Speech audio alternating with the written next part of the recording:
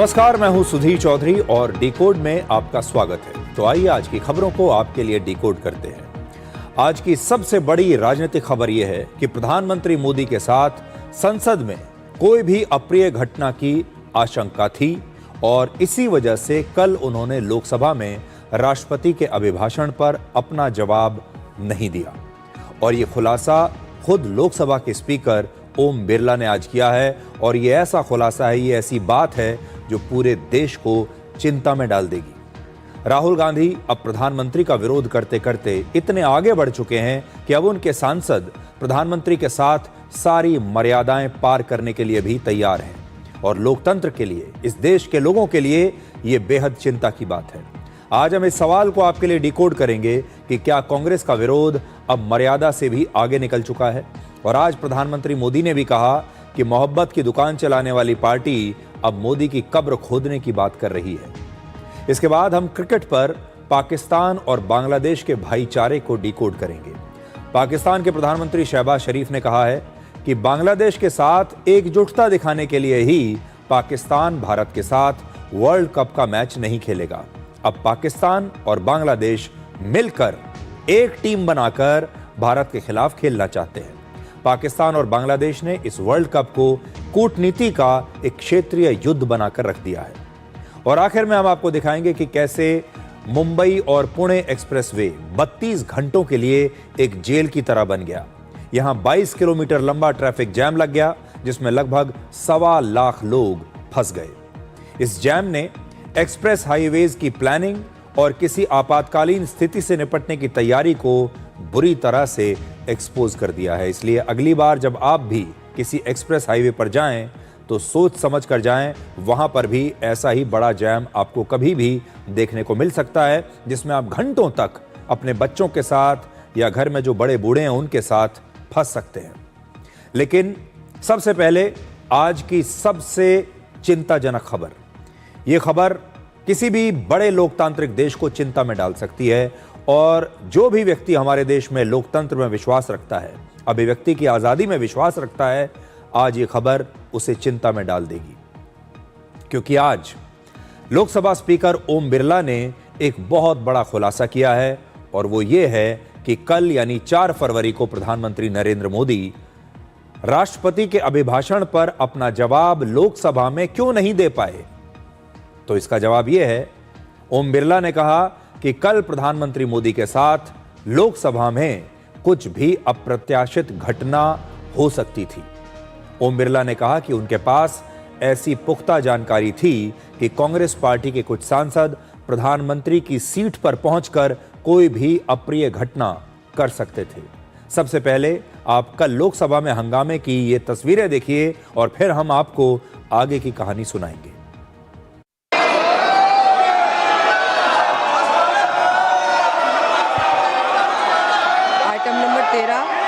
माननीय सदस्य श्री पीपी चौधरी जी 2026 को प्रातः 11 बजे तक के लिए स्थगित की सभापति के कुर्सी पे बैठे थे, उनके ऊपर कागज।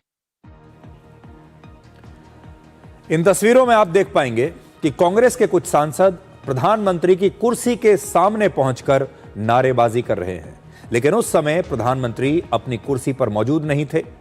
और इस हंगामे में कांग्रेस की कुछ महिला सांसद भी शामिल थीं और इन महिला सांसदों के हाथों में पोस्टर और बैनर थे और ये सांसद लगातार प्रधानमंत्री की कुर्सी के सामने खड़े होकर विरोध प्रदर्शन करते रहे। इस तस्वीर को मैं आपको बड़ी स्क्रीन पर दिखाना चाहता हूं। आज आप यहां पर ध्यान से देखिए। क्या आपको लगता है जो इस समय आप देख रहे हैं ये कोई सदन हो सकता है संसद का?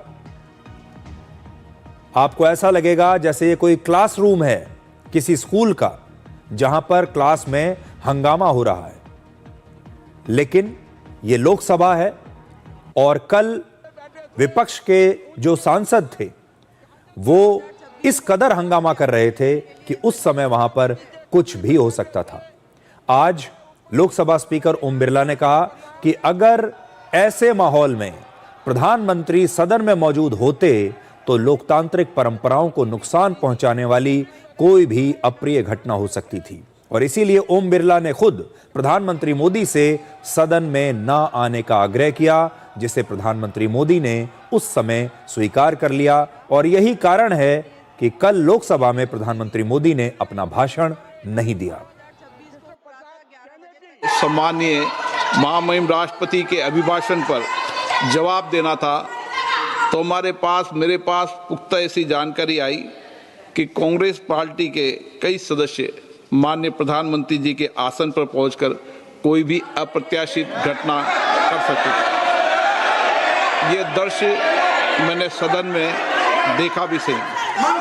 अगर ये घटना हो जाती तो ये अत्यंत अप्रिय दृश्य देश के लोकतांत्रिक परंपराओं को तार-तार कर देता। इसको टालने के लिए मैंने माननीय प्रधानमंत्री से आग्रह किया कि उन्होंने सदन में नहीं आना चाहिए, और सदन के सभापति होने के नाते मेरी जिम्मेदारी बनती थी कि सदन की उच्च परंपराओं गरिमाओं को अक्षुण्ण बनाए रखें। सदन के नेता सदन में न बोले, ये सभा के लिए किसी प्रकार के लिए उचित नहीं है। सदन के नेता ने उपस्थित न रहकर मेरे आग्रह को मानकर सदन को अप्रिय दृश्य से बचाया। मैं माननीय प्रधानमंत्री जी को इसके लिए आभार व्यक्त करता हूं कि उन्होंने मेरे सुझाव को माना। कांग्रेस का विरोध सदन के बाहर लोकसभा स्पीकर के चेंबर में भी जारी रहा और कल बीजेपी सांसद निशिकांत दुबे ने लोकसभा में पूर्व प्रधानमंत्री जवाहरलाल नेहरू और इंदिरा गांधी पर एक बयान दिया था, जिसके विरोध में कांग्रेस के सांसद शिकायत लेकर ओम बिरला के चेंबर में पहुंच गए और उस समय वहां विपक्षी नेताओं, बीजेपी के सांसदों और सरकार के मंत्रियों के बीच जमकर बहस हुई। वो तस्वीरें भी आप देखिए।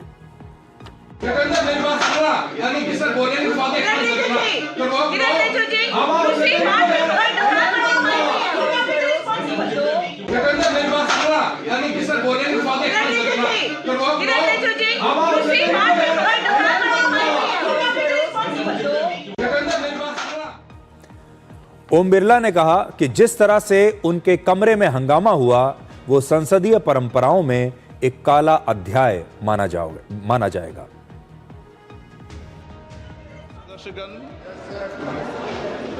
मुझे बड़े दुख के साथ सभा को सूचित करना है कि कल इस सम्माननीय सदन के कुछ सदस्यों ने लोकसभा चेंबर में जिस प्रकार का व्यवहार किया, ऐसे दृश्यों का सृजन किया, वो लोकसभा की शुरुआत से लेकर आज तक कभी नहीं हुई। हमारे संसदीय प्रणाली में सदन के सभापति का गरिमा में स्थान हमारे संविधान में ही सर्जित किया है। आज तक इतिहास रहा है कि राजनीतिक मतभेदों को कभी भी सदन के कार्यालय तक नहीं लाया गया। प्रतिपक्ष के सदस्यों ने जो व्यवहार अध्यक्ष के कार्यालय में किया वो हमारी संसदीय परंपराओं के लिए न उचित था, और तो मैं कहूंगा कि वो एक ब्लैक स्पॉट की तरह था। ये पूरी घटना बहुत ही चिंता में डालने वाली घटना है और भारत के लोकतांत्रिक इतिहास में शायद ऐसा पहले कभी नहीं हुआ होगा। इसका विश्लेषण हम करेंगे, लेकिन उससे पहले आपको ये दिखाते हैं कि आज राज्यसभा में प्रधानमंत्री मोदी ने उनका विरोध करने वाले विपक्ष के नेताओं को क्या जवाब दिया। प्रधानमंत्री ने कहा कि मोहब्बत की दुकान चलाने वाले मोदी तेरी कब्र खोदेगी ऐसे नारे लगा रहे हैं। प्रधानमंत्री मोदी ने कहा कि उनकी सरकार देश के सम्मान, सुरक्षा और विकास के लिए काम कर रही है, इसलिए विरोधी पार्टियां उनकी कब्र खोदने की बातें करती हैं और ये विपक्ष की नफरत को दिखाता है। ये मोदी की कब्र क्यों खोदना चाहते हैं? ये सिर्फ नारा नहीं है, ये इनके भीतर पड़ी हुई नफरत का प्रतिबिंब है, इसकी अभिव्यक्ति है। और वे इसलिए हैं, हमने 370 की दीवार गिरा दी, इसलिए वो मोदी की कब्र खोदना चाहते हैं। हमने नॉर्थ ईस्ट में बम बंदूक और आतंक का जो छाया बना रहता था, नॉर्थ ईस्ट में शांति और विकास का राह अपनाई। इसलिए वो मोदी की कब्र खोदने पर सोच रहे हैं। पाकिस्तानी आतंकियों को घर में घुस करके जवाब देते हैं, इसलिए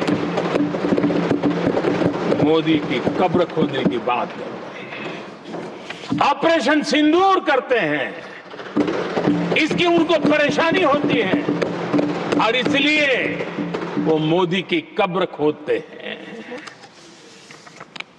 माओवादी आतंक से देश को मुक्ति दिलाने के लिए साहसपूर्ण कदम उठा रहे हैं, इसलिए मोदी की कब्र खोदती है आपको।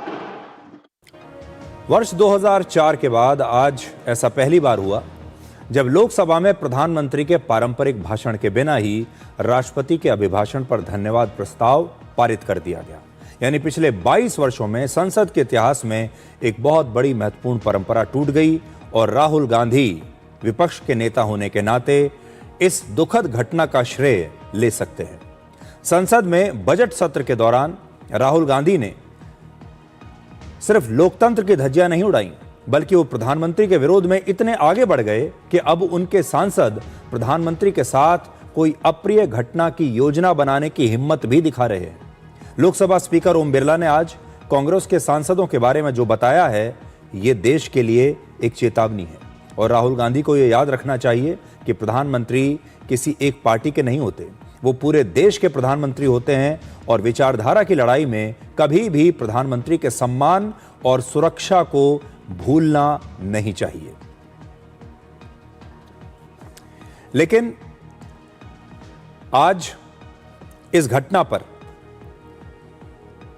मैं आपको यह बताना चाहता हूं कि ये जो चेतावनी दी लोकसभा के स्पीकर ओम बिरला ने, ये बहुत चिंताजनक बात है। और यह तो अच्छा हुआ कि प्रधानमंत्री मोदी कल लोकसभा में नहीं आए और जिस अप्रिय घटना की बात ओम बिरला कर रहे हैं, हालांकि उन्होंने ज़्यादा शब्दों का इस्तेमाल नहीं किया, इसके बारे में ज़्यादा डिटेल नहीं दी, लेकिन ज़रा कल्पना करके देखिए कि उस समय क्या क्या हो सकता था। मैं आपको 20 जुलाई 2018 की एक घटना याद दिलाना चाहता हूं।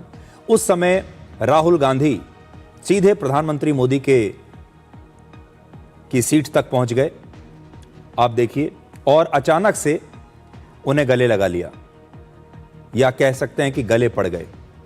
और प्रधानमंत्री मोदी बड़े अचरज में थे। अचानक से राहुल गांधी उठते हैं अपनी सीट से और सीधे प्रधानमंत्री मोदी की सीट तक चले जाते हैं, उन्हें छूते हैं। और अब मैं आज ये सवाल देश के सामने खड़ा करना चाहता हूं कि अगर कल भी कांग्रेस पार्टी के कुछ सांसद इतने करीब प्रधानमंत्री के पहुंच जाते और उस समय वो उनका घेराव कर लेते सदन में, उनके लिए कोई ऐसी अपमानित स्थिति पैदा कर लेते, अपमानजनक स्थिति पैदा करते, उनके साथ कोई धक्का मुक्की कर देते, कोई अपशब्द कहते या उनके ऊपर कोई कागज फाड़ कर फेंक देते, और ये सब चीजों का लाइव टेलीकास्ट देश में हो रहा है, उसके बाद अंतर्राष्ट्रीय स्तर पर भी इसे देखा जाता, पूरी दुनिया ये देखती कि दुनिया के सबसे बड़े लोकतंत्र के संसद भवन में, लोकसभा में आज क्या हो रहा है। और हो सकता है कि जो षड्यंत्र रचा जा रहा था वो षड्यंत्र यही हो। उन्हें लगा होगा कि प्रधानमंत्री मोदी का अपमान करने का इससे अच्छा तरीका और कोई हो नहीं सकता। इसलिए आज ये बहुत चिंताजनक बात है। कल प्रधानमंत्री वहां पर नहीं आए, अच्छा हुआ, लेकिन अगर कल आ जाते तो कुछ भी हो सकता था और पूरी दुनिया आज भारत को एक लोकतांत्रिक देश के रूप में जब देखती तो शायद हमारा मजाक उड़ाती। अब मैं आपको कल की कुछ और तस्वीरें दिखाना चाहता हूं। ये कल की तस्वीरें हैं लोकसभा की, जहां राहुल गांधी अपने कुछ सांसदों के साथ सीढ़ियों पर खड़े हुए हैं। उनकी भाषा देखिए, जो कहते हैं, केंद्र सरकार के एक और मंत्री को कहते हैं कि ये गद्दार हैं, देखिए गद्दार कैसे आते हैं, देखिए गद्दारों का चेहरा कैसा होता है। रवनीत सिंह बिट्टू को उन्होंने ये कहा। ये जो तस्वीर आप देख रहे हैं, ये तस्वीर देखकर क्या आपको ऐसा लगता है कि ये भारत के संसद भवन की तस्वीर है? ये तस्वीरें देखकर आपको ऐसा लगेगा जैसे शायद ये किसी कॉलेज की तस्वीर है। आपने देखा होगा अक्सर कॉलेजों में जो छात्र होते हैं, खास तौर पर जो छात्र नेता होते हैं, वो ऐसे ही अपने कुछ गुट के साथ, अपने ग्रुप के साथ सीढ़ियों पर बैठे रहते हैं और हर आने जाने वाले छात्र पर वो ऐसे फब्तियां कसते हैं, ऐसे इस प्रकार के कमेंट पास करते हैं और लोगों को छेड़ने की कोशिश करते हैं। ये तस्वीरें देखकर आपको कोई कॉलेज याद आ रहा होगा और आपके कॉलेज में भी ऐसे लोग बहुत रहे होंगे जब कॉलेज में एक ग्रुप का सरदार होता है, गुट का, वो अपने लोगों के साथ बैठा होता है और फिर वो हर आने जाने वाले छात्र को परेशान करता है, उसके ऊपर व्यंग करता है, उसका मजाक उड़ाता है। क्या लोकसभा में नेता प्रतिपक्ष को इस प्रकार का रवैया शोभा देता है? संसद भवन की सीढ़ियों पर इस तरह बैठकर सस्ता हंसी मजाक करना क्या यह शोभा देता है? यह तो दिन की बात है। दिन में यह सब करने के बाद शाम को क्या षड्यंत्र चल रहा था, यह बड़ा हैरान करने वाला है। शाम के लिए तैयारी यह हो रही थी कि प्रधानमंत्री आएंगे अपना भाषण देने के लिए। वहां कुछ महिला सांसदों को जानबूझकर खड़ा किया गया था ताकि महिला सांसद एक शील्ड की तरह काम कर सकें और महिला सांसदों को वहां से फिजिकली हटाना भी बड़ा मुश्किल रहता है। जैसा कि आप जानते हैं कि लोकसभा में कोई ऐसी सिक्योरिटी की व्यवस्था भी नहीं होती। जो मार्शल होते हैं वो भी बाहर होते हैं। मार्शल आते समय जितनी देर में आएंगे उतनी देर में तो सब कुछ बहुत समय निकल जाता है और शायद यही षड्यंत्र था प्रधानमंत्री का किसी भी रूप में अपमान करने का। आज राज्यसभा में प्रधानमंत्री मोदी ने राष्ट्रपति के अभिभाषण पर धन्यवाद प्रस्ताव का जवाब दिया और लगभग 1 घंटे 38 मिनट के अपने इस भाषण में उन्होंने भारत को एक विकसित बनाने का रोड मैप देश के सामने रखा और अमेरिका के साथ ट्रेड डील पर विपक्ष के हर सवाल का विस्तार से जवाब दिया। प्रधानमंत्री मोदी ने कहा कि भारत ने 6 वर्षों में 9 बड़ी ट्रेड डील्स की हैं अलग अलग देशों के साथ और दुनिया के बड़े बड़े देश भारत के साथ अब व्यापारिक संबंध बनाने के लिए उत्सुक हैं। और कांग्रेस के नेता इसलिए भी परेशान हैं क्योंकि पहले इतने बड़े आर्थिक समझौते नहीं होते थे। प्रधानमंत्री ने आज गांधी परिवार के सरनेम पर भी एक नई बात कही है। उन्होंने कहा कि कांग्रेस के परिवार ने गांधी सरनेम गुजरात से चोरी किया है और आज प्रधानमंत्री मोदी ने यह भी कहा कि कांग्रेस के प्रधानमंत्री देश के नागरिकों को ही समस्या मानते थे जबकि वो देश के नागरिकों को सामर्थ्यवान मानते हैं। यही फर्क है। पिछले कुछ ही समय में दुनिया के महत्वपूर्ण 9 बड़े देशों के साथ 9 बड़े हमारे ट्रेड डील हुए और उसमें मदर ऑफ ऑल डील एक साथ 27 देशों के साथ, यूरोपियन यूनियन के साथ। जो लोग थक गए, बेचारे चले गए, लेकिन कभी न कभी उनको जवाब देना पड़ेगा कि देश की ऐसी हालत कैसे बना के रखी थी कि दुनिया का कोई देश हमसे डील करने के लिए आगे नहीं आता था। आपने कोशिश की होगी, पीछे बहुत चक्कर लगाए होंगे, लेकिन किसी ने आपकी तरफ देखा भी नहीं होगा। चोरी करना जिनका पुश्तैनी धंधा है, जिन्होंने एक गुजराती की सरनेम भी चुरा ली,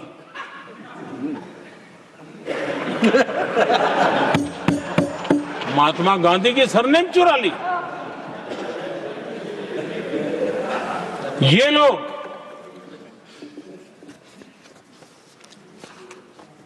और देश की जनता इतनी समझदार कि ऐसी पटक देती है तो लोगों को।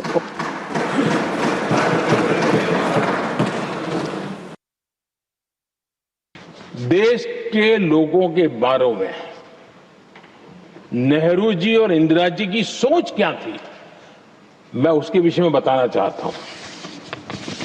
इंदिरा जी एक बार ईरान गए थे और ईरान में वो भाषण दे रही थी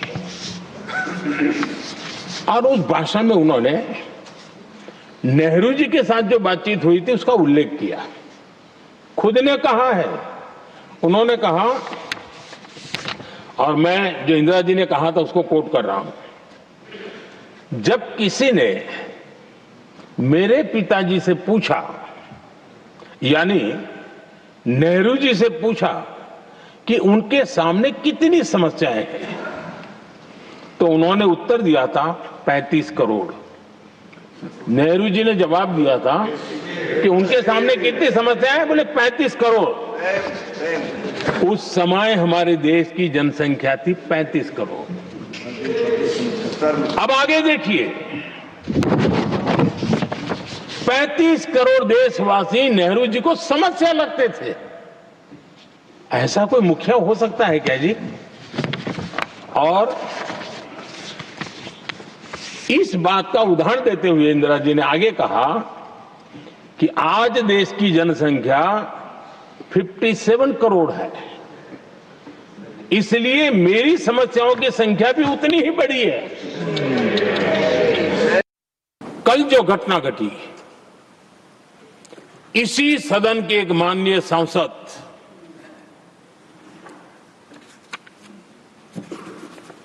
कांग्रेस के शातिर दिमाग जिनका है ऐसे एक युवराज ने उनको गद्दार कह दिया।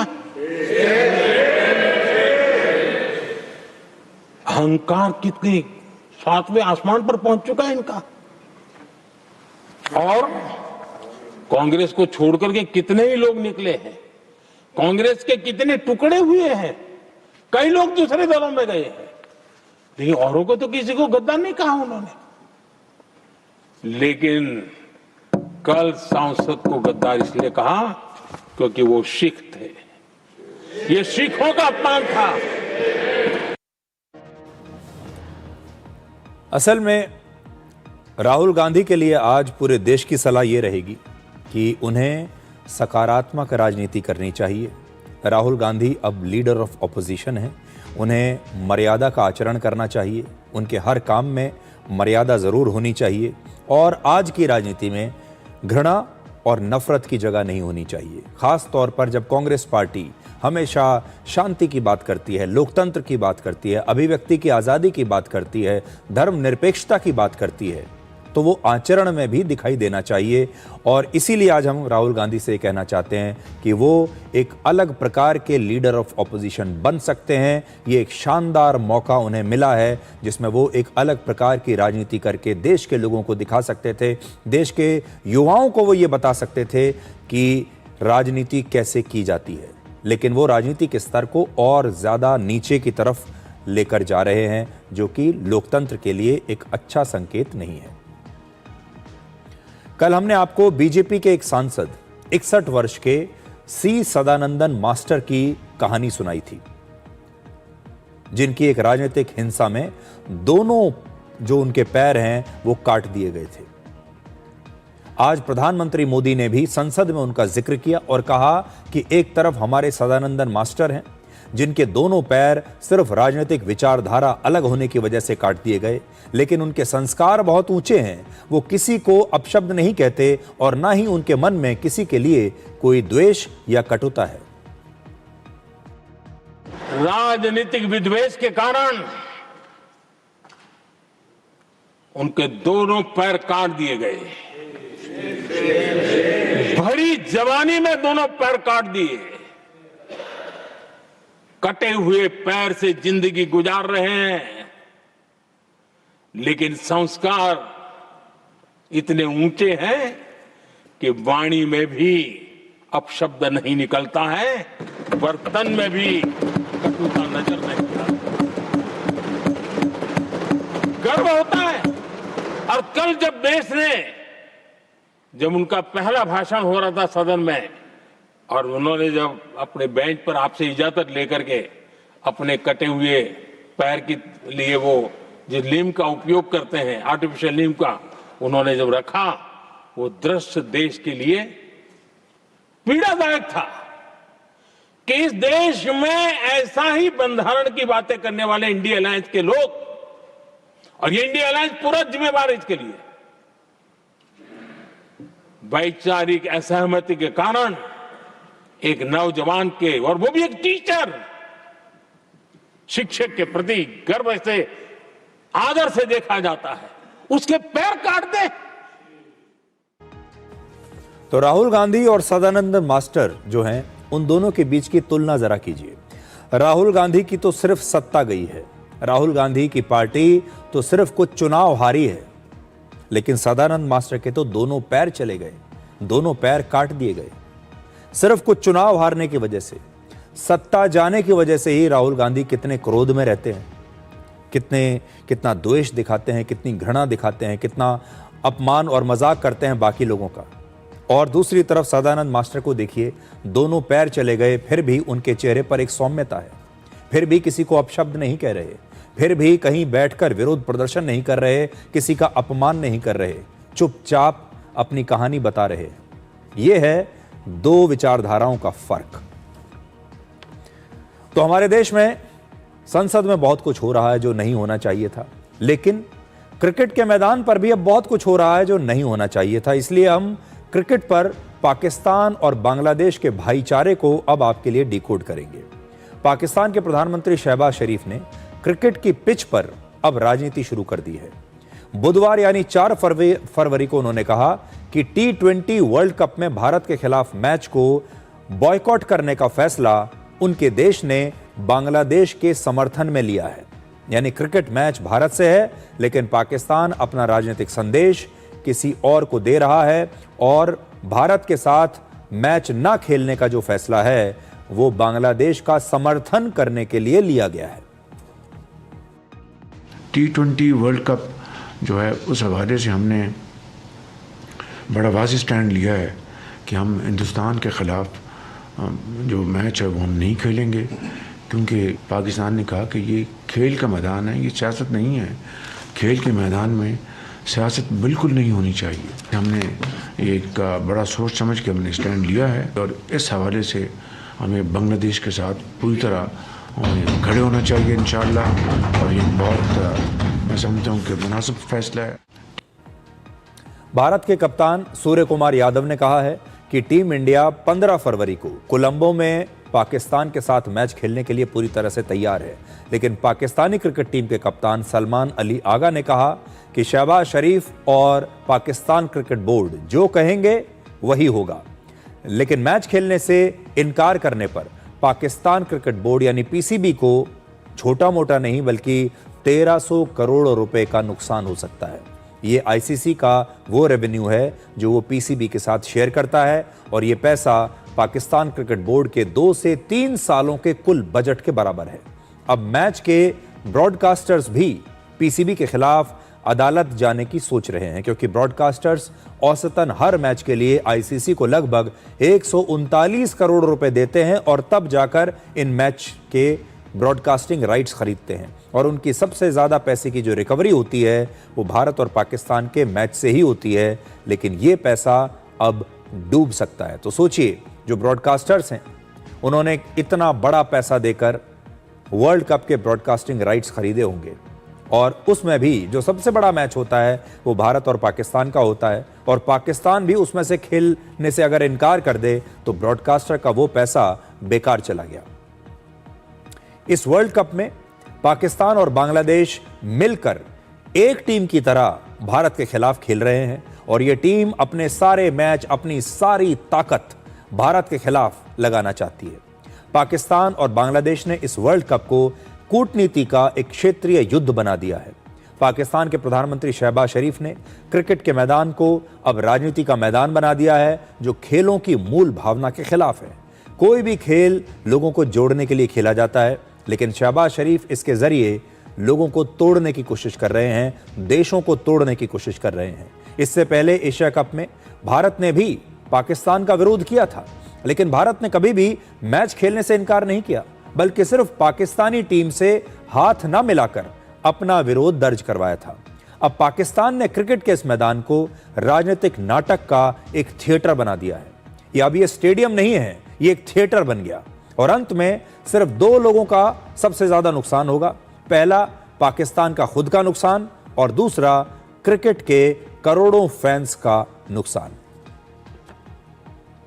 अब हम अपने उन करोड़ों दर्शकों को अलर्ट करना चाहते हैं जो अपनी मेहनत से कमाया हुआ पैसा सोने चांदी में, शेयर बाजार में या फिर क्रिप्टो करेंसी में निवेश करते हैं और सोचते हैं कि उनका पैसा थोड़े ही दिनों में दुगना या तिगना हो जाएगा, उन्हें बहुत अच्छा रिटर्न मिलेगा।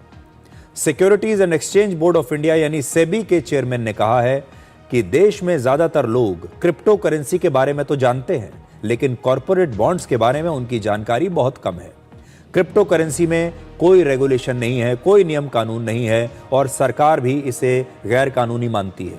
ये बहुत रिस्की है, जिसमें आपका पैसा जितनी तेजी से बढ़ता है उतनी ही तेजी से डूब भी सकता है, जबकि कॉर्पोरेट बॉन्ड्स इसके मुकाबले कहीं ज्यादा सुरक्षित होते हैं, जिसमें फिक्स डिपॉजिट की तरह आपको एक तय इंटरेस्ट मिलता है, यानी ब्याज मिलता है। सेबी के एक सर्वे के मुताबिक हमारे देश में फिक्स डिपॉजिट और रिकरिंग डिपॉजिट के बारे में 98% लोगों को जानकारी है। वो जानते हैं कि ये क्या है। फिक्स डिपॉजिट के बारे में 98% लोग जानते हैं। म्यूचुअल फंड्स के बारे में 53% लोगों को जानकारी है। शेयर बाजार के बारे में भी 49% लोगों को जानकारी है। क्रिप्टो करेंसी के बारे में 15% लोग जानते हैं। फ्यूचर्स एंड ऑप्शंस के बारे में 13% लोग जानते हैं और कॉर्पोरेट बॉन्ड्स के बारे में सिर्फ 10% लोगों को ही जानकारी है। Awareness of corporate bonds as an investment product is only about 10%, well below deposits, insurance, and small savings. Even cryptocurrency has higher awareness at 15%. A well-developed corporate bond market gives corporates an alternative to bank borrowing, especially for long-term funding. It diversifies risks beyond the banking system and can help bring down cost of capital for corporates. For retail investors, corporate bonds offer portfolio diversification beyond equities and bank deposits. तो सेबी के chairman कहते हैं कि हमारे देश में लोगों को क्रिप्टो करेंसी के बारे में तो पता है, लेकिन कॉर्पोरेट बॉन्ड्स के बारे में पता नहीं है। हमारे देश में लगभग 9.3% यानी 13.6 करोड़ लोग शेयर बाजार और म्यूचुअल फंड्स में अपना पैसा लगाते हैं और सेबी के मुताबिक फ्यूचर्स एंड ऑप्शंस में पैसा लगाने वाले 90% से ज्यादा लोगों का निवेश डूब जाता है या फिर अंततः उन्हें नुकसान ही होता है। लेकिन ज्यादातर लोग जानकारी के अभाव में इंस्टाग्राम और यूट्यूब पर रील्स देखकर और व्हाट्सएप ग्रुप्स में फाइनेंशियल इन्फ्लुएंसर्स के टिप्स देखकर बिना सोचे समझे अपना पैसा ऐसे शेयर्स में निवेश कर रहे हैं जो सिर्फ सोशल मीडिया पर ही ट्रेंड करते हैं। ऐसी जगहों पर निवेश कर रहे हैं जहां पर उनका पैसा सुरक्षित नहीं है, लालच बहुत ज्यादा है। हम यहां क्रिप्टो करेंसी या फिर शेयर मार्केट को अच्छा या बुरा नहीं कह रहे, लेकिन आधी अधूरी जानकारी के आधार पर इनमें से किसी में भी अपना पैसा लगाना और भीड़ का हिस्सा बनना बहुत बड़ा जोखिम है। पिछले एक हफ्ते में ही बिटकॉइन जैसी क्रिप्टो करेंसी की कीमतों में बहुत तेजी से गिरावट आई है। सिर्फ एक हफ्ते में क्रिप्टो मार्केट में निवेश करने वालों के करीब 42 लाख करोड़ रुपए डूब चुके हैं। एक हफ्ते में 42 लाख करोड़ रुपए डूब गए। पूरी दुनिया में लगभग 154 देशों की जीडीपी 42 लाख करोड़ रुपए से कम है। इतना बड़ा पैसा है। दुनिया की सबसे बड़ी और मजबूत क्रिप्टो करेंसी मानी जाती है बिटकॉइन और इसकी कीमत अक्टूबर 2025 में लगभग 1 करोड़ 13 लाख रुपए थी, जो आज 43% गिरकर लगभग 64 लाख रुपए ही रह गई है और यह पिछले 15 महीनों में सबसे कम है। दुनिया की दूसरी सबसे बड़ी क्रिप्टो करेंसी मानी जाती है एथेरियम। इसकी कीमत अगस्त 2025 में लगभग 4.5 लाख रुपए थी और अब 57% घटकर सिर्फ 1,91,000 रुपए रह गई है। बिटकॉइन और एथेरियम ऐसी डिजिटल करेंसीज हैं जो किसी सरकार या सेंट्रल बैंक के कंट्रोल में नहीं है और इनकी कीमतें बहुत तेजी से ऊपर भी जाती हैं और फिर नीचे भी आती हैं। पिछले साल भारत में लगभग 12 करोड़ लोग क्रिप्टो करेंसी में 51,000 करोड़ रुपए के ट्रांजैक्शंस कर चुके हैं। अमेरिका में दूसरी बार डोनाल्ड ट्रंप की सरकार बनने से पहले क्रिप्टो मार्केट को अपने पक्ष में पॉलिसी आने की एक उम्मीद थी और इसीलिए इसकी कीमतें तेजी से बढ़ गईं और उन्हें ऐसा लगता था कि क्रिप्टो को लीगल कर दिया जाएगा, एक लीगल करेंसी उसे मान लिया जाएगा। लेकिन इस समय इसकी कीमतें गिरने की सबसे बड़ी वजह है अमेरिका और ईरान के बीच का तनाव। और जब भी युद्ध की आशंका दुनिया में होती है तो लोग अपना पैसा गोल्ड या सिल्वर में निवेश करते हैं। अब तक बिटकॉइन को भी डिजिटल गोल्ड ही कहा जाता था, लेकिन लगातार गिरावट के बाद अब बहुत सारे लोग इसमें अपना पैसा यहां से निकाल रहे हैं। 30 जनवरी को सिर्फ एक ही दिन में निवेशकों ने 22,500 करोड़ रुपए से ज्यादा के बिटकॉइन बेच दिए। दाम और गिरने के डर से अब लोग तेजी से इसे बेच रहे हैं और यह निवेशकों के लिए एक बहुत कड़वा सबक है। सोने और चांदी के मामले में भी ऐसा ही है। एक हफ्ता पहले 10 ग्राम सोने की कीमत 1,80,000 रुपए तक पहुंच गई, लेकिन आज यह कीमत घटकर 1,54,000 रुपए पर आ गई। ऐसे ही पिछले हफ्ते 1 किलो चांदी की कीमत 4 लाख रुपए तक पहुंच गई थी और आज इसकी कीमत 3 लाख रुपए रह गई। इसलिए हम आपसे बस ये कहना चाहेंगे, अपनी मेहनत और बचत की कमाई को सोच समझकर निवेश करें। अपना पैसा निवेश करने से पहले क्रिप्टो करेंसी या शेयर मार्केट या किसी और प्रोडक्ट के बारे में अच्छी तरीके से पूरी जानकारी लें। और ये जो पैसा आप लगाते हैं, इसे लॉटरी की तरह मत लगाइए। ये कोई जुआ नहीं है कि आपने बिना सोचे समझे कुछ भी सोचकर लॉटरी खेल ली या जुए में पैसा लगा दिया और सब कुछ किस्मत के हवाले छोड़ दिया। ये किस्मत का खेल नहीं है। समझदारी से अपने इस पैसे को लगाइए। बड़ी मुश्किल से आपने इसे कमाया होगा और इस पैसे को इस प्रकार से मत गंवाइए। हमारे देश में बहुत सारे लोग कम जानकारी की वजह से या जो बाकी लोग कर रहे हैं उसे देखकर भीड़ का पीछा करते करते वो कहीं भी पैसा लगा देते हैं और इसके पीछे लालच एक बहुत बड़ी वजह है। हर व्यक्ति ये चाहता है कि वो ऐसी जगह पैसा लगाए जहां बहुत जल्द उसका पैसा दुगना तिगना हो जाए और इसीलिए वो बिना रिसर्च किए, बिना जानकारी लिए अपना पैसा लगा देते हैं और ज्यादातर लोगों का पैसा अंततः डूब जाता है। इसलिए सावधान रहिएगा। यह खबर आपको इसीलिए दिखाई। अब आपको कुछ तस्वीरें दिखाते हैं जिसमें मुंबई और पुणे की लाइफलाइन यानी मुंबई पुणे एक्सप्रेसवे कैसे पूरे 32 घंटे तक जैम रहा, आप वो देख पाएंगे। 3 फरवरी की शाम 5 बजे से लेकर 4 फरवरी की देर रात तक इस एक्सप्रेसवे पर मुंबई से पुणे जाने वाली साइड पूरी तरीके से जैम हो गई।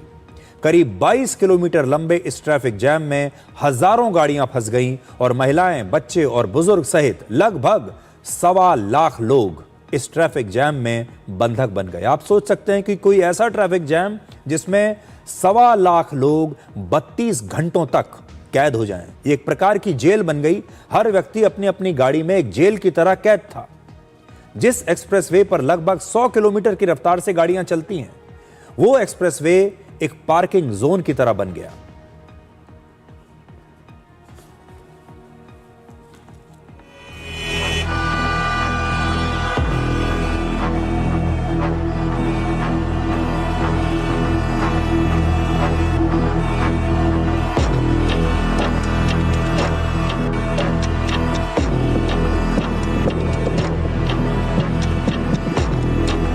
रात को 1 बजे से खड़े होते, कुछ नहीं खाना पीना, ऐसे ही जो मिल रहा है वो खा रहे हैं। क्या करें? रास्ते में बहुत समस्या है, अभी खाने का प्रॉब्लम है। हाईवे में तो कोई होटल वोटल नहीं है। तो पुणे में जैसे गाड़ी रुकी थी ना, तो पुणे की जो पब्लिक ने थोड़ा सा हेल्प किया था, पानी के बोतल, बिस्किट के जो पूरे थे वो सप्लाई किए थे।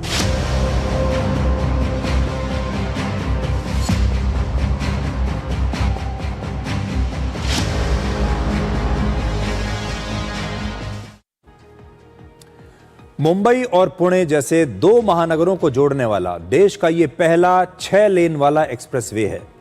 और जब यह एक्सप्रेसवे बना था तो इसे बहुत शानदार कहा जाता था। ये हमारे देश में एक नई शुरुआत थी। 3 फरवरी को शाम करीब 5 बजे इस एक्सप्रेसवे पर एक गैस टैंकर दुर्घटनाग्रस्त हो गया, जिसकी तस्वीर आप देख रहे हैं। और इसमें एक बेहद संवेदनशील और ज्वलनशील गैस भरी हुई थी, जिसे हम कहते हैं प्रोपेलीन गैस। और यह गैस इस टैंकर से लीक होने लगी। उस समय एक छोटी सी चिंगारी भी पूरे इलाके में आग भड़का सकती थी और इसी डर की वजह से पुणे की तरफ जाने वाले ट्रैफिक को पूरी तरह से रोक दिया गया। अब बड़ा सवाल यह है कि इस गैस टैंकर को हटाने में 32 घंटे कैसे लग गए। वहां पर NDRF, SDRF, highway police, fire brigade और इस गैस कंपनी की टीम मौजूद थी। फिर भी इस टैंकर को यहां से गैस लीकेज को रोकने में 24 घंटे से ज्यादा का समय लग गया। इसकी सूचना हमने सुबह ही सब लोगों को दी थी कि यहाँ पे ऐसा इंसिडेंट हुआ है।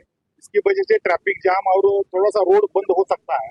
इसके लिए लोगों को एक डाइवर्शन रूट और प्लान भी बता दिया था और उसके जो इसके ऑपरेशन के बाद हमने पूना कॉरिडोर भी उसमें मुंबई लेन के लिए भी ओपन कर दिया था।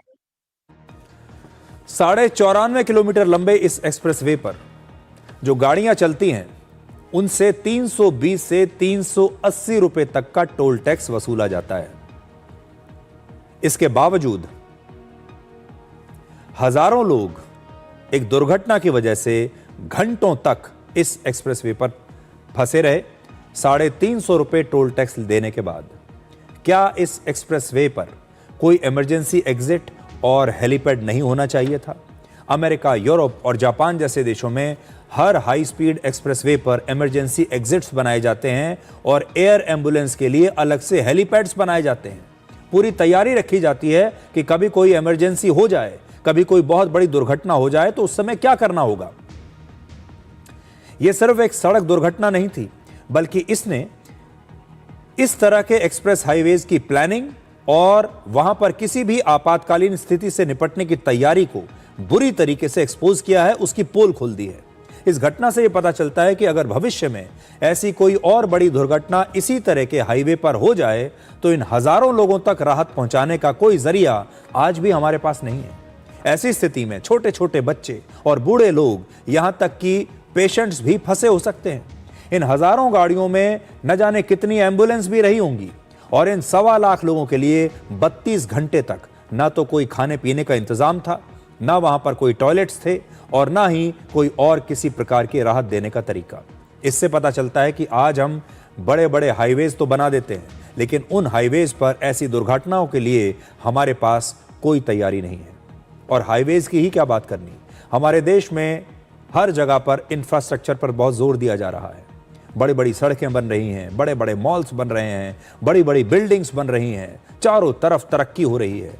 आपको याद है अभी कुछ दिन पहले ही नोएडा में एक कंस्ट्रक्शन साइट में एक बेसमेंट खोदी जा रही थी और उसमें पानी भर गया, वो एक तालाब की तरह बन गई और एक युवा जो इंजीनियर था, वो युवा अपनी गाड़ी से अपने घर लौट रहा था और उसकी गाड़ी इसी तालाब में गिर गई।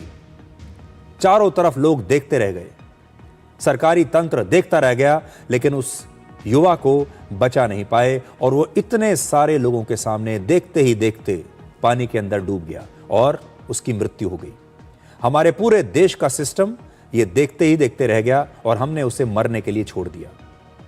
इसीलिए मैं आज आपसे ये कह रहा हूं कि विकास करना अलग बात है, बड़े बड़े हाईवेज बनाना अलग बात है, बिल्डिंग्स बनाना अलग बात है, इंफ्रास्ट्रक्चर तैयार करना अलग बात है, लेकिन अगर वहां पर कोई ऐसी अप्रत्याशित घटना हो जाए, वहां पर कोई ऐसी इमरजेंसी हो जाए, उस समय क्या करना है, इसकी ट्रेनिंग आज भी हमारे देश में लोगों के पास नहीं है। उसके लिए आज भी हमने ऐसे कोई इंतजाम नहीं किए हैं और हर बार जब ऐसी कोई घटना होती है तो हमें एक नई सीख मिलती है और तब हमें पता चलता है कि हमारे होमवर्क में कितनी कमी है और फिर हम 2-4 बार उसे मीडिया में आपको दिखाते हैं और फिर ये पूरा देश अगली दुर्घटना का इंतजार करने लगता है और अगली दुर्घटना पहली से और अलग होती है और फिर हमें पता चलता है कि हमने पिछली दुर्घटना की तो कुछ तैयारी कर भी ली थी, लेकिन अब जो नई दुर्घटना हुई है उस स्थिति के लिए तो हम तैयारी करना भूल ही गए। इसलिए हो सकता है ऐसा एक बार फिर से हो, लेकिन हम सरकार से और प्रशासन से यही कहेंगे कि ऐसी स्थिति की तैयारी हमेशा करके रखनी चाहिए। फेक न्यूज के बारे में तो आजकल आप बहुत सुनते होंगे और आप सोचते होंगे कि फेक न्यूज तो कहीं से भी आ सकती है, लेकिन जो बड़ी बड़ी दुनिया की क्रेडिबल न्यूज संस्थाएं हैं, बड़ी बड़ी जो न्यूज एजेंसी हैं, वो तो आपको हमेशा सही और विश्वसनीय खबरें ही देती हैं। लेकिन आज हम आपको एक बहुत बड़ी अंतर्राष्ट्रीय एजेंसी और अमेरिका के एक बहुत बड़े मीडिया संस्थान जिसका नाम है ब्लूमबर्ग की फेक न्यूज के बारे में बताना चाहते हैं। ब्लूमबर्ग ने एक खबर छापी जिसमें कहा गया कि भारत के national security adviser Ajit Doval ने अमेरिका के विदेश मंत्री मार्को रूबियो को यह साफ साफ कह दिया था कि भारत को धमकाकर, दबाव बनाकर या जबरदस्ती कोई फैसला नहीं कराया जा सकता, यानी भारत अमेरिका के दबाव में कभी नहीं आएगा। और डोवल ने उनसे यह भी कह दिया कि अगर राष्ट्रपति ट्रंप और उनकी टीम भारत को लेकर ऐसे ही सख्त रवैया अपनाती रही और उन्होंने ये 50% का टैरिफ कम नहीं किया तो भारत अमेरिका में राष्ट्रपति ट्रंप का कार्यकाल खत्म होने का इंतजार भी कर सकता है। डोनाल्ड ट्रंप 20 जनवरी 2029 तक अमेरिका के राष्ट्रपति रहेंगे। 2026 में तो हम आ ही गए हैं, कुछ साल और बचे हैं, 2-2.5 साल हम और इंतजार कर लेंगे। ऐसी धमकी भारत के नेशनल सिक्योरिटी एडवाइजर ने अमेरिका के विदेश मंत्री को दी। जब ये खबर आई, ब्लूमबर्ग ने खबर छापी थी, लोगों ने तुरंत इस पर विश्वास कर लिया और उसके बाद पूरा सोशल मीडिया, भारत का पूरा मीडिया इस खबर को छापने लगा। भारत के जो बड़े बड़े मीडिया संस्थान हैं, अखबार हैं, उन्होंने भी इस खबर को छाप दिया और सब कहने लगे कि भारत अमेरिका के सामने झुकेगा नहीं और इसीलिए अमेरिका ट्रेड डील पर तैयार हो गया और यह ट्रेड डील ऐसी हुई जिसमें अमेरिका भारत के सामने झुक गया। अब जब यह चारों तरफ चर्चा का विषय बन गया तो भारत के विदेश मंत्रालय ने इस खबर का खुलकर खंडन किया है और कहा है कि national security adviser Ajit Doval का अमेरिका में कोई दौरा हुआ ही नहीं है और ना ही अमेरिका के विदेश मंत्री से उनकी कोई बात या मुलाकात हुई है और यह खबर बिल्कुल झूठी है। यानी ब्लूमबर्ग की यह खबर बिल्कुल गलत निकली। अब ब्लूमबर्ग या तो इस खबर पर माफी मांगे और या फिर लोगों को यह बताए कि वो अपनी खबर पर आज भी टिका हुआ है और अगर टिका हुआ है तो किस आधार पर टिका हुआ है, यह ब्लूमबर्ग को बताना चाहिए। पिछले महीने ब्लूमबर्ग ने ही एक और खबर छापी थी कि रशिया के 3 ऑयल टैंकर्स अपना तेल बेचने के लिए भारत की एक प्राइवेट कंपनी के पास जा रहे हैं, जिसके कुछ ही घंटों के बाद उस कंपनी ने, जिसका नाम है रिलायंस ने बाकायदा यह स्टेटमेंट जारी किया कि यह खबर बिल्कुल बेबुनियाद है, झूठी है और इस प्रकार की कोई डील नहीं हो रही है। देखिए, रिलायंस डिनाइज ब्लूमबर्ग रिपोर्ट, यह हमने आपको दिखाया है। यह खबर भी उनकी झूठी निकली। इससे पहले एक और अंतर्राष्ट्रीय न्यूज एजेंसी रॉयटर्स ने भी अगस्त 2025 में एक और खबर छापी थी कि अमेरिकी टैरिफ के जवाब में भारत ने कई डिफेंस डील्स अमेरिका के साथ कैंसिल कर दी हैं, जिसके बाद भारत सरकार ने इस खबर का भी खंडन किया और इसे फर्जी बताया। अब देखिए, बड़ी बड़ी अंतर्राष्ट्रीय न्यूज एजेंसीज भी ऐसा लगता है किसी खास एजेंडे के साथ गलत खबर छापने लगी हैं। ऐसा लगता है मानो उन्हें भारत और अमेरिका के बीच कोई गलतफहमी पैदा करने का उन्होंने बीड़ा उठा लिया है। ये सारी खबरें एक ही टोन में दी गई हैं और वो टोन क्या है? वो ये है कि भारत और अमेरिका के बीच रिश्ते खराब हो जाएं। इस तरह की खबरें छापो कि भारत और अमेरिका के बीच तनाव पैदा हो जाए। और ये वो समय था जब जो भारत और अमेरिका के बीच जो संबंध थे वो एक अग्नि परीक्षा के दौर से गुजर रहे थे और उस समय इस प्रकार की बड़ी बड़ी न्यूज एजेंसीज ऐसी भ्रामक खबरें छाप रही थी। इसलिए आपसे भी हम ये कहेंगे कि ये नाम तो बहुत बड़े बड़े हैं, लेकिन इन न्यूज एजेंसीज की खबरों पर कभी भी आंख बंद करके भरोसा नहीं करना चाहिए। और ऐसी खबरों को छापने का एक खास पैटर्न है जिसमें सूत्रों के हवाले से कुछ भी कहकर खबरों को छाप दिया जाता है और बाद में फिर यह भी कह दिया जाता है कि अच्छा, अगर सरकार ने इसका खंडन किया है तो फिर ऐसा ही रहा होगा। अब एक छोटा सा ब्रेक और ब्रेक के बाद मीडिया की एक और खबर आपको दिखाएंगे और आपको बताएंगे कि कैसे अमेरिका के एक बहुत बड़े और मशहूर अखबार द वॉशिंगटन पोस्ट ने एक ही साथ 300 से ज्यादा पत्रकारों को नौकरी से निकाल दिया है। और ऐसा लगता है कि बड़े बड़े उद्योगपतियों के लिए पत्रकारिता सिर्फ एक व्यापार है।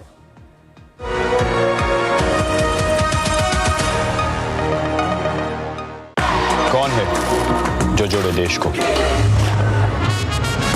विकसित भारत का, विकसित भारत का। क्या तनाव आपके मानसिक और शारीरिक स्वास्थ्य पर बुरा असर डाल रहा है और आप समय प्रबंधन नहीं कर पा रहे? तनाव प्रबंधन के लिए टेलीमानस के 14416 पर संपर्क करें। विदिशा डिटर्जेंट पाउडर और केक, जो दाग धब्बे निकाले प्यार से। विदिशा डिटर्जेंट पाउडर और केक, अब चमकिए प्यार से। टेबल के ऊपर जब भी खाते हैं दबा के ये भाई साहब सब पचा देते, पर दिक्कत तो उन्हें आती है जो टेबल के नीचे से खा। मुल्तानी पश्मीना, अपने हक का खाओ, सब कुछ पचाओ। कौन है जो जोड़े देश को? विकसित भारत का, विकसित भारत का।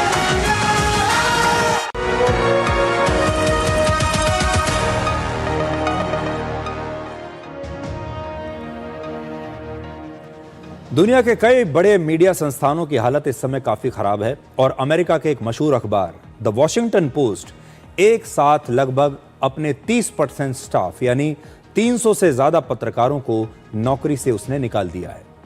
द वॉशिंगटन पोस्ट ने कहा है कि उन्हें काफी समय से भारी नुकसान हो रहा था, कंपनी नुकसान में चल रही थी और इसीलिए उन्होंने भारत, मिडिल ईस्ट और ऑस्ट्रेलिया में काम करने वाले अपने पत्रकारों को भी नौकरी से निकाल दिया है।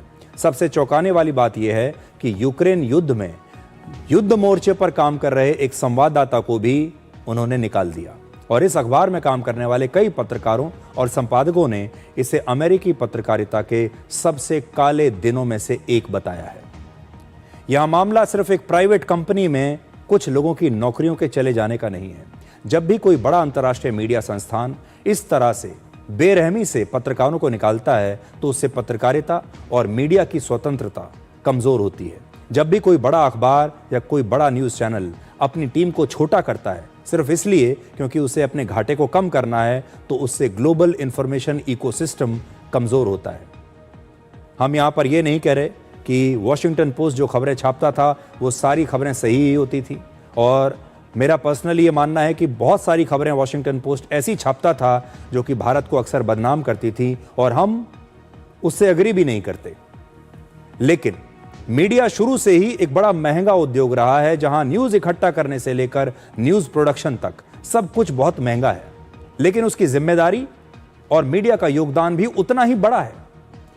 लेकिन दुर्भाग्य से आज पूरी दुनिया में मीडिया उद्योगपतियों की जेब में है और दुनिया के बड़े बड़े मीडिया संस्थान दुनिया के अमीर उद्योगपतियों ने या तो उनको खरीद लिया है और या फिर उनके कहने पर चलाते हैं। और ये जो बड़े बड़े उद्योगपति हैं ये बड़े बड़े न्यूज़ चैनल्स को खरीद लेते हैं, अखबारों को खरीद लेते हैं, मीडिया संस्थानों को खरीद लेते हैं, लेकिन उनके लिए ये सिर्फ एक व्यापार है जिसमें अंतर्राष्ट्रीय और सामाजिक योगदान से ज़्यादा बैलेंस शीट मायने रखती है, प्रॉफिट और लॉस ज़्यादा मायने रखता है। अब आपको ये बताते हैं कि द वॉशिंगटन पोस्ट के मालिक कौन है। इसके मालिक हैं जेफ बेजोस। जेफ बेजोस दुनिया के सबसे अमीर उद्योगपतियों की लिस्ट में चौथे नंबर पर हैं और उनका नेटवर्थ 22 लाख करोड़ रुपए का है।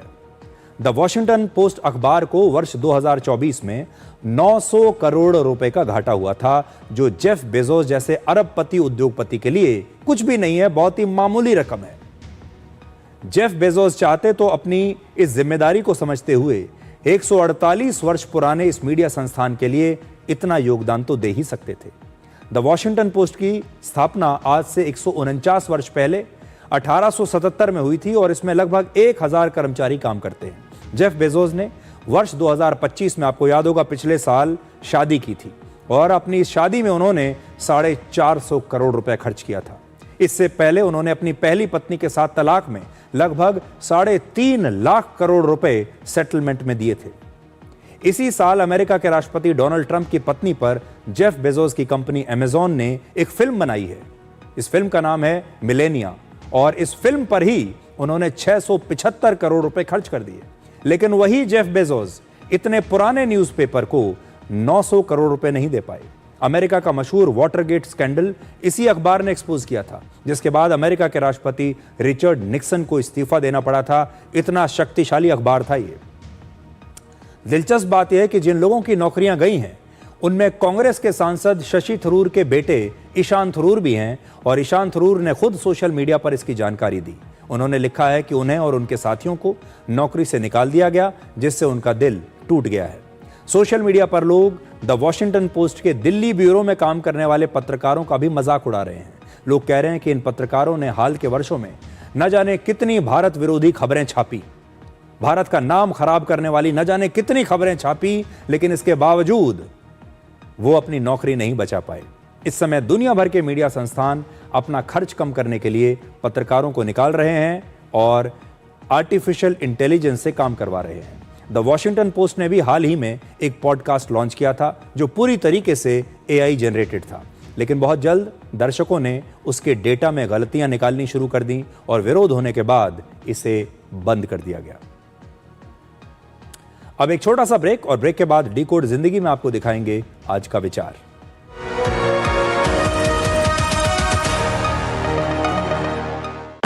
कौन है जो जोड़े देश को? विकसित भारत का विकसित भारत। गोल्डी मसाले के 100 ग्राम के स्पेशल पैक्स में फ्रेशनेस लॉक है। ऐसे गोल्डी मसाले जहां जाएं रिश्ते बनाएं।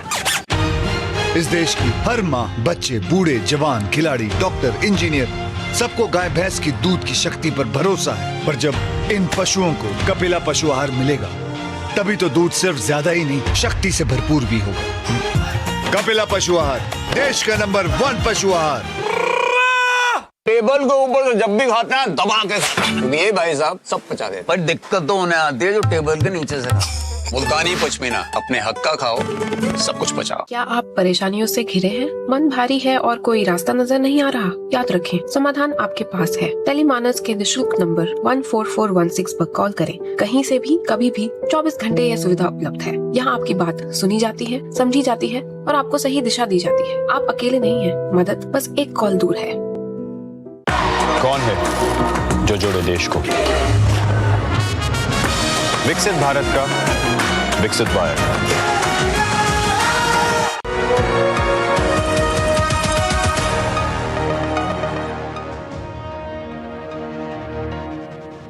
तो आज के लिए डिकोड में इतना ही। अब आपसे हमारी अगली मुलाकात होगी कल रात 9 बजे। तब तक आप खुश रहिए, सुरक्षित रहिए, स्वस्थ रहिए। और जब तक आप भटकते रहते हैं कुछ नहीं मिलता, और जब आप ढूंढना छोड़ देते हैं तो आपको सब मिल जाता है। नमस्कार।